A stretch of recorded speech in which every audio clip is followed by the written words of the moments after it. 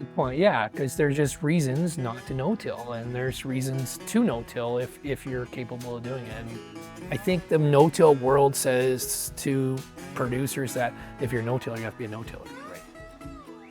And yeah, and with no-till, working not in the dust all day, that is a great experience.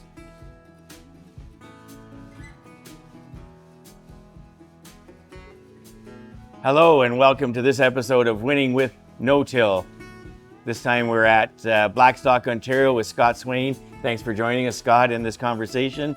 And we're just here to talk about the enterprise of the farm, and you're unique in the group in that you're the one with livestock, and so we'll bring manure into the conversation in a no-till context, which will be interesting to the audience. So if we can start off, just talk about who's currently involved in the farm and maybe talk about it because of the uniqueness of some of the things like the spray operation and such that you partner with some other people. Yeah, sure. So on this farm, we have myself as a full-time employee, one full-time employee, Chris McVicker, my dad that's retired from the farm, but he also would be a part-time employee as on his demands, and my wife would be very seasonal, whether she's involved in equipment or the livestock side of her operation. And the history of your journey to no-till, when did you start and what were those sort of steps that got you to today? Yeah, so when I came home from school or university at Guelph, my dad was farming part-time, and it was a small amount of acres with old equipment, and we didn't have a lot of tillage equipment at our accessibility to make any time. And I started renting more land. We partnered together, and then I bought a no-till corn planter from a neighbor, and he was my mentor on helping us decide that we were going to go towards as much no-till as we could. Okay, so then, what were those sort of steps from that point to today? Yeah, so I work with a couple of consultants in the industry, and one had really advised me to go to the no-till conference down in the U.S. And I found that was a real good of experience on how to get your head wrapped around that no-till is the only way to farm. And I followed that path for a while until we kind of found what fit best for I think what worked for us. And it was a bumpy journey. We made a lot of mistakes, or I made a lot of mistakes. No, trying to no-till in the same conditions where we were planting before, and yeah, it was a real positive part of our experiences, and a bit negative. And I think we just kept adapting and figuring out what worked better, and it's got us to where we are today. So you had said something to me, Scott, last year, probably late in the fall, that your comment was essentially, I understand why people till. Can you maybe sort of reflect on that a little bit? Yeah, so even this is year of 2024. We had a very wet spring, and I've been put myself in trouble before where we lost our patience and we get in towards the middle of May and haven't got many seeds in the ground. And the reason we were hesitant on planting is we were experiencing, if the ground's too wet, smearing, or opening that furrow, closing it improperly, and then the ground dries out from a wet spring to a dry spring, and we're looking down and seeing the seeds. And we were running out of patience, and in some of our wetter land, we just knew we had to find a way to dry it out. And because we have livestock as well, some of our manure applied land, we're just not comfortable always moving that trash on top of the soil with our planter. We hire a neighbor to do some quick till, one pass quick till. Then we know we're going to get just the best out of our planter we can get. And generally, I'm going to say in the last 3 years, we would work towards that manure land or heavy seeded cover crop density to some tillage for the first 20% of our land, and then extend into more ranging land where there's a lot more elevation, steeper hills, and the last 80 or 70% we would no-till, and I'm talking mostly corn. So we'll get to that a little bit more as we go through here. Can you talk about the soil types and the slopes that you're dealing with? Yeah, so we vary everywhere from brick sand to sandy loam to heavier clay. And where we farm some land that we own on Oak Ridge Moraine, and part of that farm is just so sandy that we don't even generally grow wheat there because it would just dry out in the month of July, and we would even change a rotation and just to corn, soybeans, or a cover crop. And lots of times we even put a cover crop in our in furrow of our corn in those fields. And then when we get into our heavier clay land, it's generally where we're into a lot more hills and quite steep land. And we rent a lot of marginal dirt. And when we originally rented, it doesn't have a whole lot of tile in it, so we'll end up putting some tile in it.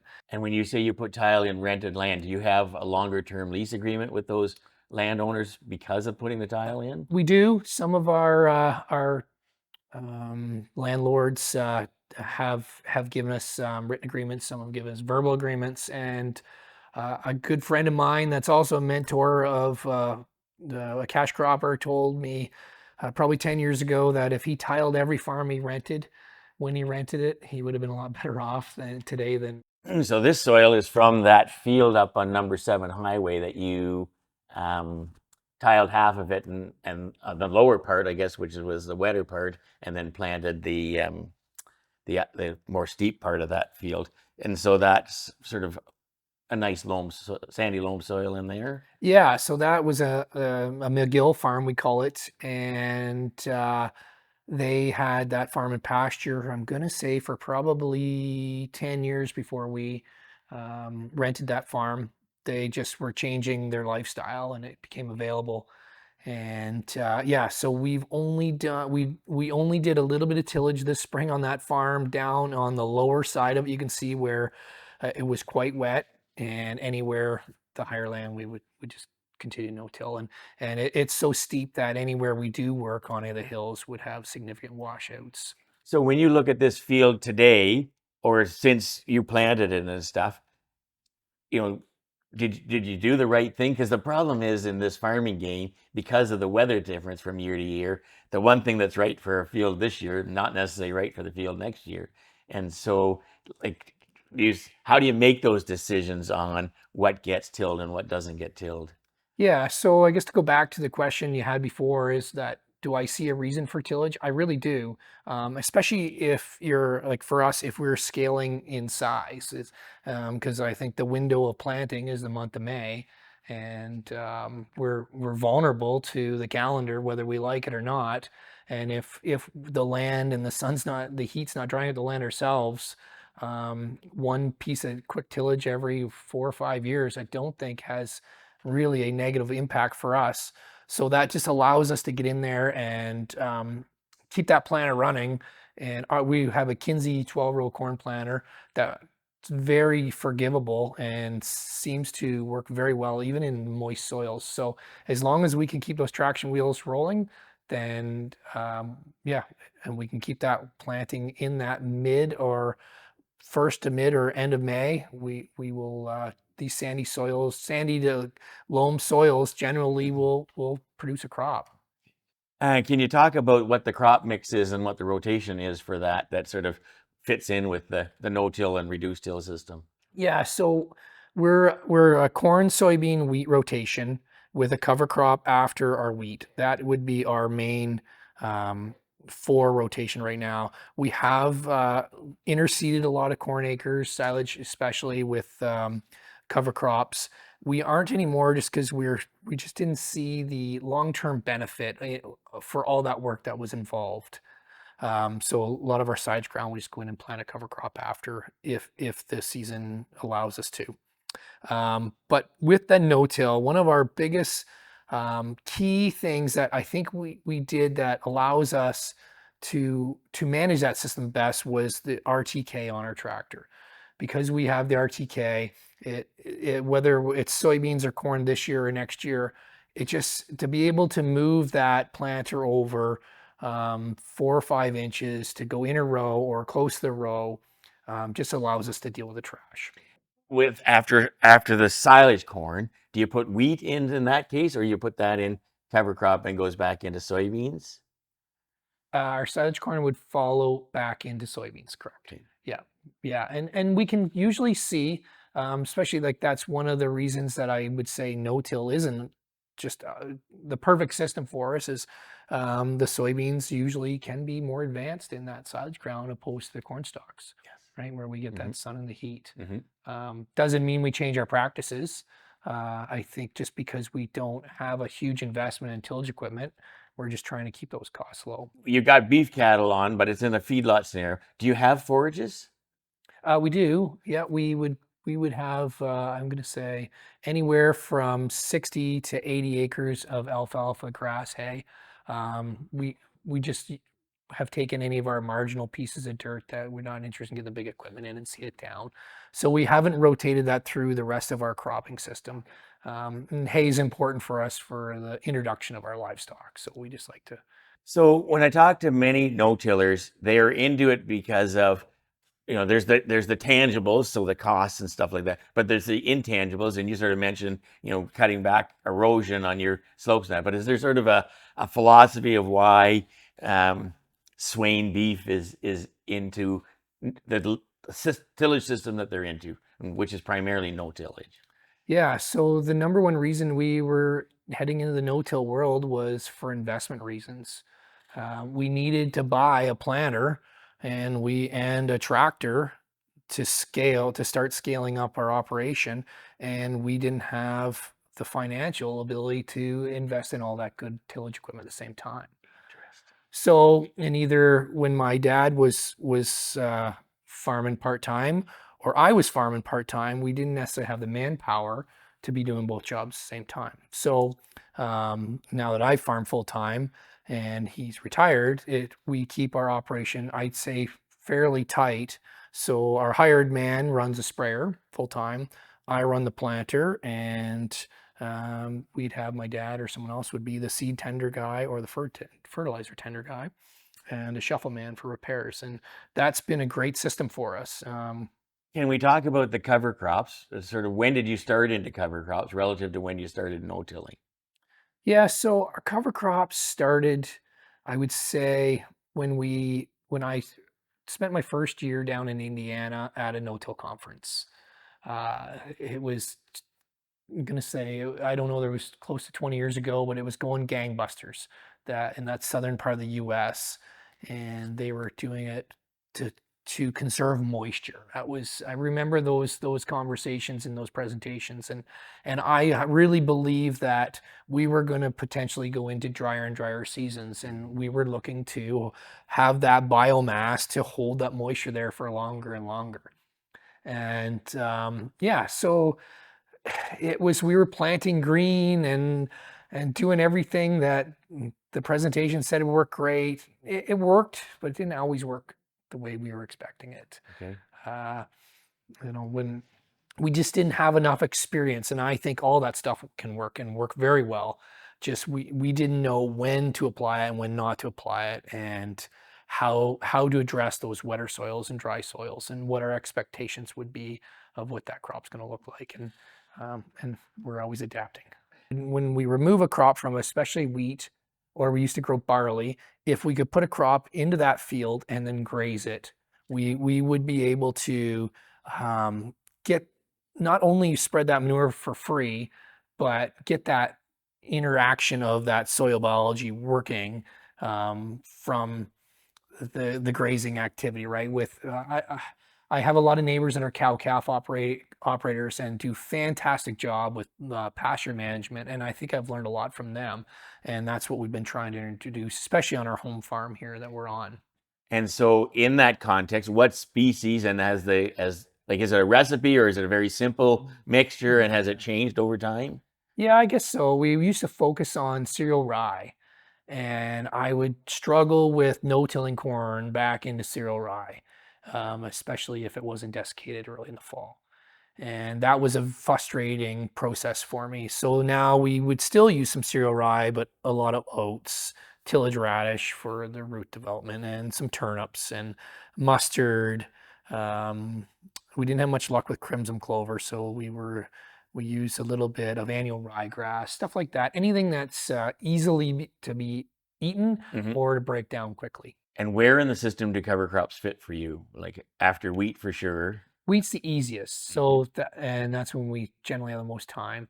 And then right after we harvest silage, we'll go in and plant whatever we have left, whether it's even leftover soybeans or whatever. And Something living on the ground. yeah, interseeding corn and soybeans, it's just not a good time of year for us. Our Okay. sprayers are busy. We're kind of looking for more downtime in the summer. Mhm. And when do you terminate the cash crop or the cover crops? Do they overwinter at all? Yeah, so we've overwintered a lot of our cover crops, especially on our home farm where we're gonna have livestock out there for the winter. And now I'm in a split position where 50% of the cover crops we would spray out in the fall and 50% we would spray out in the spring. And just to keep that, we're always looking for those wheat fields to go in with the planter first. So I always had a challenge. I've had challenges with just the cover crop is too green, and I'm not comfortable planting into it into the plant when our corn is emerging. We're desiccating the cover crop at the same time. Um, that hasn't been a great experience with corn, but it's been a great experience with soybeans. Okay, so let's talk about the manure a little bit because that's what's, you know, most no-tillers do not deal with manure at all. And so how do you handle manure in the system and, you know, what benefit is it giving to you? Yeah, so it can be a great experience or a terrible experience for us. And our challenge with manure is we've hired a lot of our manure spraying done in the past. And it's not necessarily operator error. It's just the way it goes is you get these masses of piles of manure in the field, and when you add them up, they're really insignificant of total yield, but they're a frustration for us. So we tend to manage those fields if the application isn't what we're expecting it's going to look like, and it's spread thinly, which we're doing right now. It's going very well since we invested in some manure equipment again ourselves. And what portion of your crop nutrients do you think you're getting out of your manure? And I'm assuming it's not just the manure of that year, it's the fact that you've had manure on those acres for many years. Yeah, so our experience that we've kind of come to a agreement of is that our manure does not give us a direct nitrogen, phosphorus, or potash kick within that season. We're more likely just to get some nitrogen, and because that's variable, we could get 5 pounds that year or 25 pounds that year. We tend to keep our corn fertilizer consistent and use that as a perk or an advantage. Our corn our corn nitrogen program, we do a split application on all of our corn acres anyways. So our our manure goes on our best producing land, and I think that's why we don't tend to run out of nitrogen. And so just explain again why that tillage sits there. So why did you make the decision to work the ground up at the Highway 7 farm this past spring? Yeah, so we worked that farm and we worked our home farm, and then we were also in a position where we had to put some corn on corn. And actually that farm was for sale, so I'll kind of swing back to that. And I think when we're in a no-till position for a long period of time, I do believe that nutrient stays in that top part of the soil Okay. and takes a long time to work its way down. So in a no or a corn on corn situation, I think we see a benefit from some tillage in a small acreage and getting that nutrients to where we want, especially if it's going to be a dry year. But going back to your question, we decided to work our home farm. One, if we have a lot of hoof impacts, so if the weather hasn't been cold enough and there's a lot of imprints, and we're just not sure our planter is going to get even seed to soil contact or depth control. If the manure piles are staggered across the field and not spread as even as we like, then we're concerned that there could be some germination issues in those areas. And then moisture. If we're in the second part of, or getting near the first half of month of May, and we know we're sandy loam soil, then we'll hire a quick till come in and get us going. And do you regret that lack of patience, or is it the right decision? Or I guess it depends year to year. Yeah, so no, I don't because, and like I said, we're still a small operation. If yeah, size to scale, what you don't plant in the second week of April, you'll be planting the first week of June. So I think that's a balance, and I know our window of what we're capable of, and we we need to work when in the month of May. So talk about this implement that you have to come in to do that. Yeah, so this is Meltheb Farms quick disc. We also use Kenny Down from Giesber Farms, the two of them, depending on whether we're at the south end of the concession or the township or the north end. And yeah, they both have quick tills. That one's 20 feet and Kenny's is 30. And yeah, he can come in. He's rolling, I guess, 12 mile an hour. It quickly breaks the soil. I try to keep them in that 2 inch range so that we're not getting too deep and just let that top surface dry out. And the reason we're actually using them is we found they were the best machine for leveling fields. That if we rented a farm and it was 5 fields and we wanted it one and we wanted to cross farm where they've been farming for 15 years, that tillage would really level out the soil. So and smooth it out. Yeah, I'm really happy with them. And you think you're losing the sort of no-till effect when you have to do this tillage every now and again? I don't think so. I think the longer we've been involved with no-till, the more we know we have to adapt to what's coming towards us. And I think the no-till world says to producers that if you're no-tiller, you have to be a no-tiller. Right. But I don't think that's the way we're ever going to look at it because And I don't think that is the right way to look at it. good point, yeah, because there's just reasons not to no-till, and there's reasons to no-till if you're capable of doing it. And if your equipment's wore out, then you can't no-till, right? I think that Right. was the biggest, another learning curve that we learned is if we don't have new discs and we don't have good bushings and our planter isn't rebuilt, then it's not going to do what we're asking it to. So in the tillage side of things, you have neighbors locally that can help you out, so you don't have to own that equipment. What is the equipment that you need to own and it has to be top notch that makes the no-till system work for you?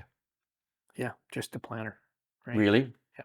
Now, how important is the sprayer in the context of the Yeah, I system? guess, sorry. So a planter and a sprayer.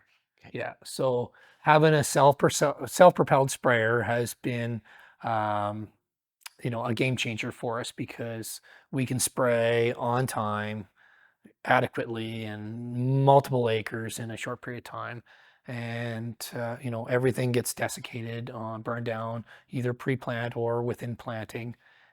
And you get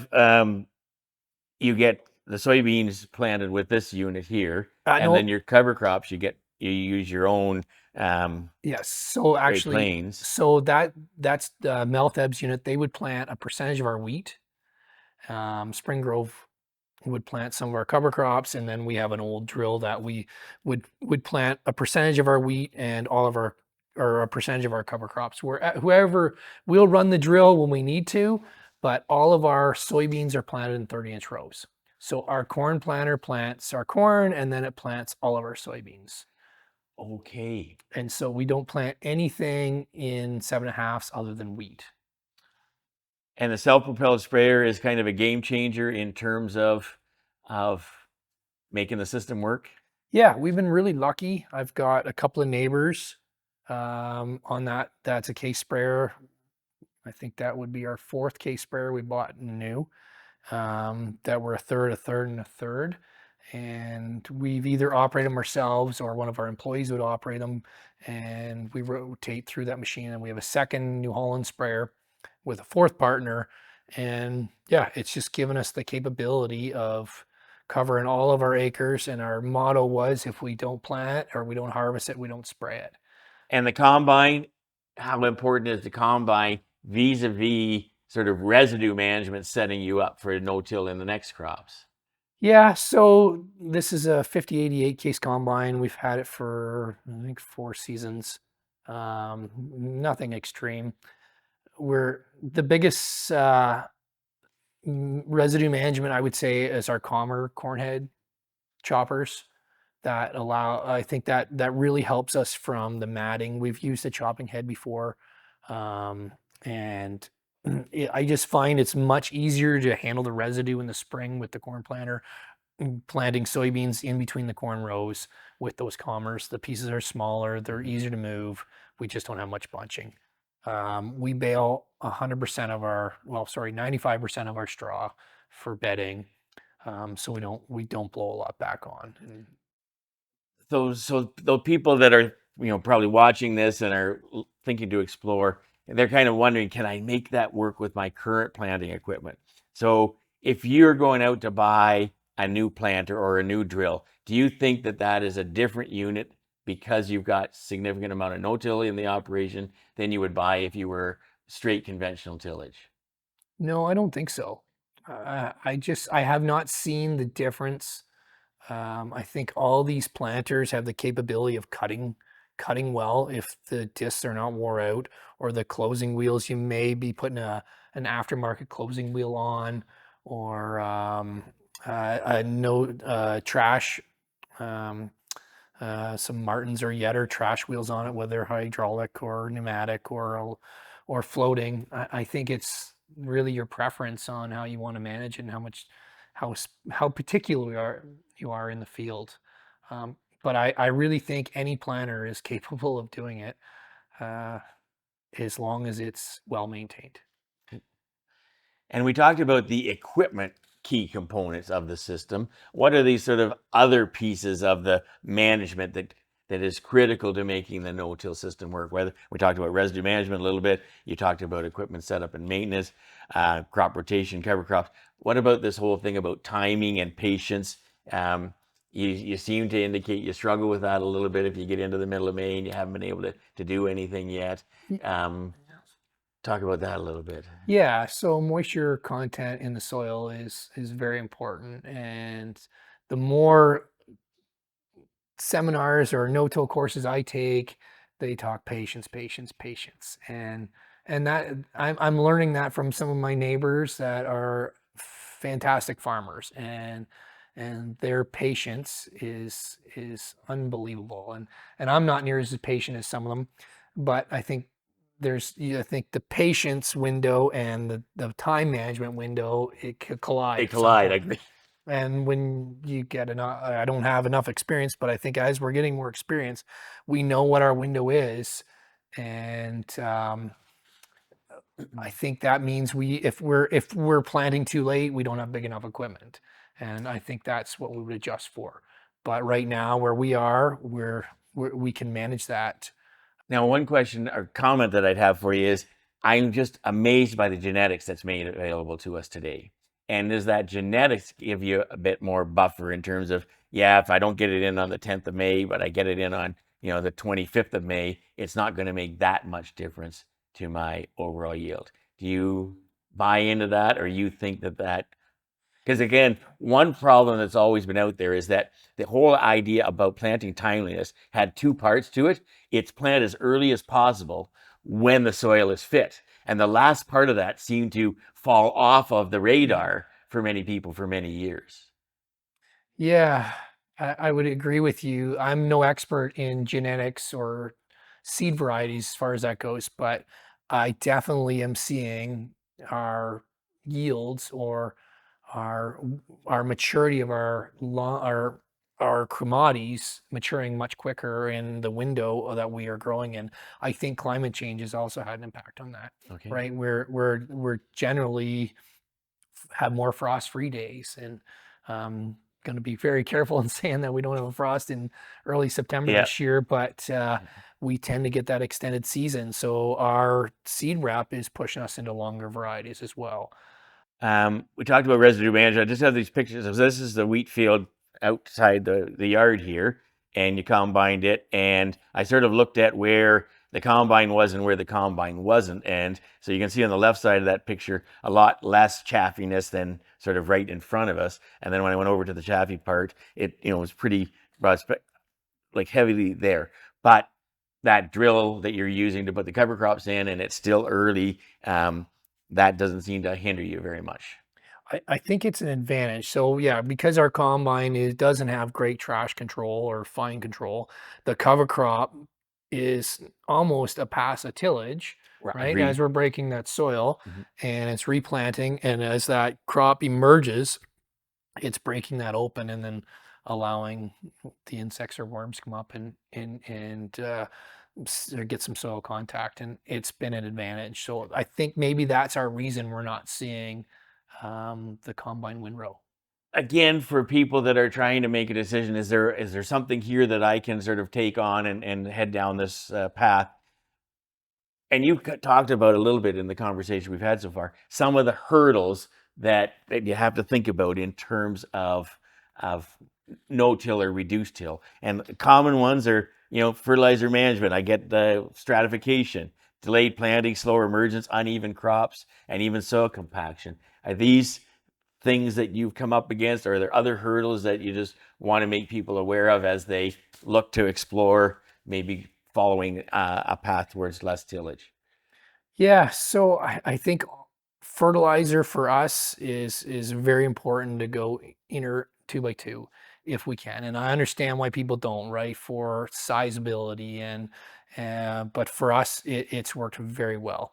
And the less times we have to hire someone to apply fertilizer or have someone spread fertilizer, we know how much we're putting down, we know where it is, and all of our crops tend to respond very well to that. Very happy, and especially sandy loam soil where we're really low on magnesium and potash. Um, we're trying to concentrate the best band we can. Um, Going to slow emergence, uneven crops, soil compaction. I think all those factors are usually caused in no-till by planting too soon when it's too wet. And, and we've got soil compaction down here on the list. And what's intrigued me about talking to the no-till guys is for guys that in many cases have to be less concerned about compaction because unworked ground carries equipment better, you seem to be even more conscious of soil compaction than the average person because you don't want to have to go and fix some problem that has been driven down deep.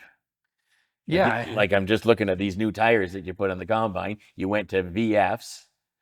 yeah, I think we just know from the industry that's teaching us that compaction has such a long impact and can be devastating for better part of a decade that we just can't afford to make those mistakes. And I think that's as much as harvesting in the fall or spreading manure in the spring, right? That's spreading manure in the spring is just something we really try to avoid unless we need to move some yard waste just to tidy up livestock or clean up Mhm. some workspace. But it's I think as long as we make a good plan, then we can avoid a lot of those scenarios. And another question for you is with doing, say, that field again on number 7, you got some tilled, some not tilled, and the not tilled is on the flatter ground, and the not tilled is on the upper ground and such. When you go in with the combine, you go in with the sprayer, do you feel that difference In the field, in the like field? in the soil type? Yes, Oh, like for are you sure. more Oh, more absolutely. susceptible to cutting deeper with the combine and stuff like that? Yeah, especially if it was so Chris, the sprayer operator, if he's going into heavily tilled soil, he will have a hard time allow that sprayer to keep the RTK in between the rows. Where if it's in no-till soil, that machine will not touch plant on either side, and Interesting. so it's just far more stable. Hmm. And it's a far more pleasurable job too.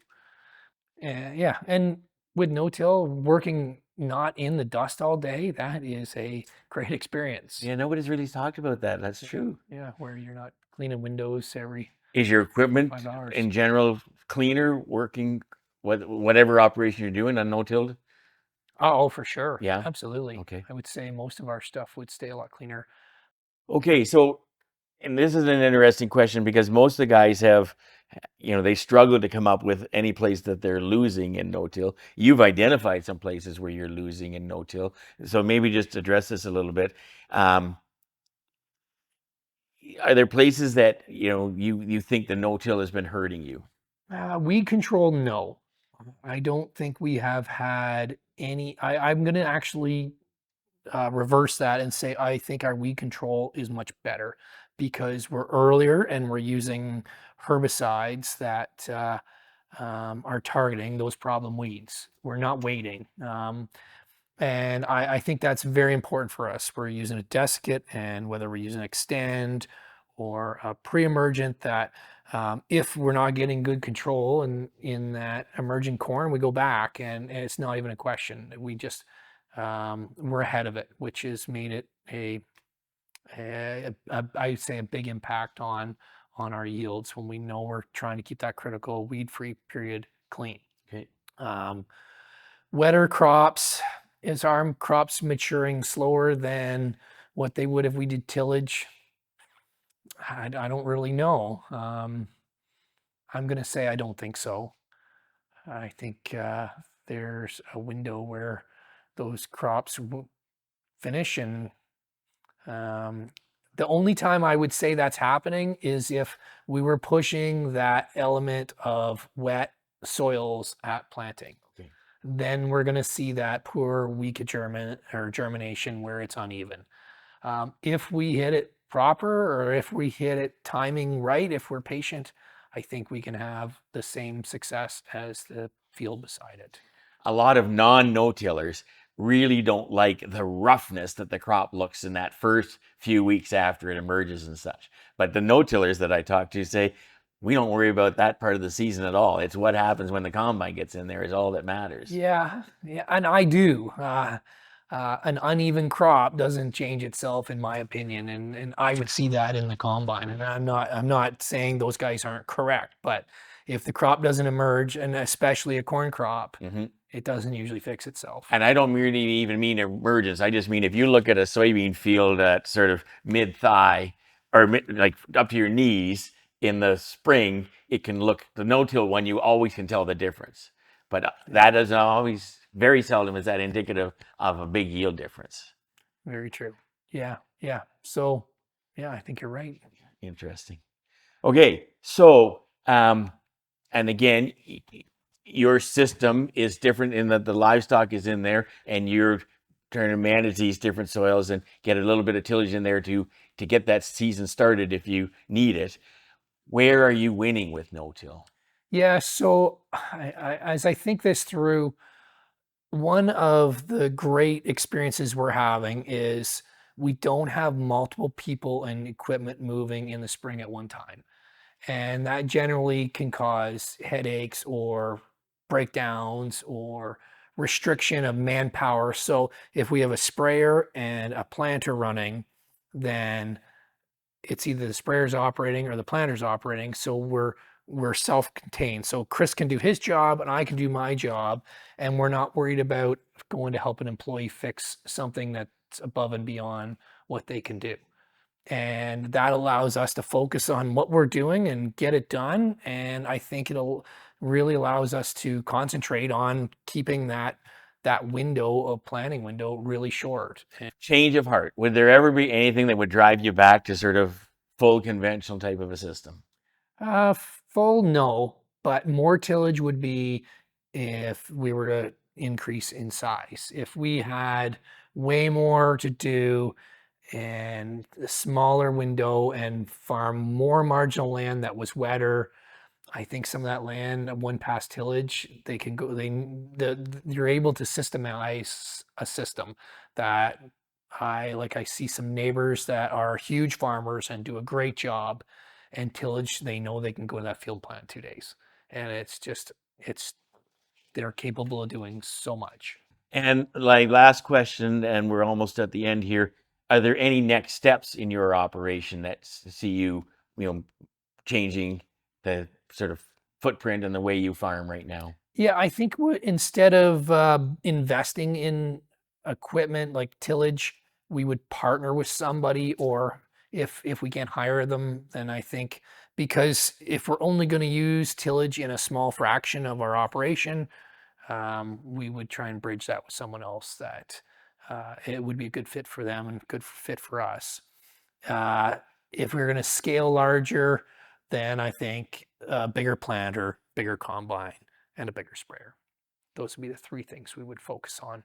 So just winding down as we finish up here, and any advice to others that'll be taking the chance to watch these series in terms of what you should start with if you're thinking about exploring this? Yeah, I don't think I can advise anybody what's right and wrong. That's for sure, because we're just still holding our head above water and learning all the time. And Which is interesting too, Scott, because you say you've been doing this for over 20 years. There's a lot to this.